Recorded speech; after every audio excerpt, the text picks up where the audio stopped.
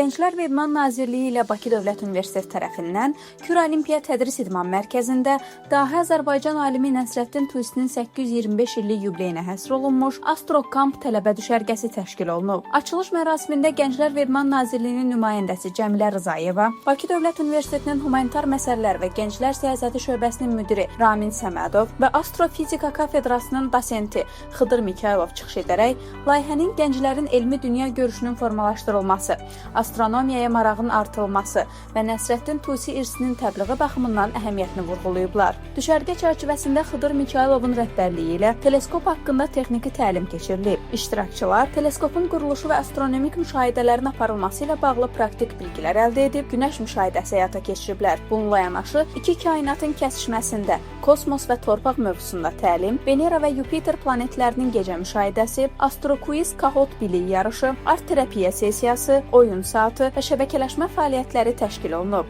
Həmçinin dayanıqlı inkişaf məqsədləri yer planetini qoruyaq mövzusunda təlim keçirilib. İştirakçılar ekoloji məsuliyyət və dayanıqlı inkişaf prinsipləri barədə məlumatlandırılıblar.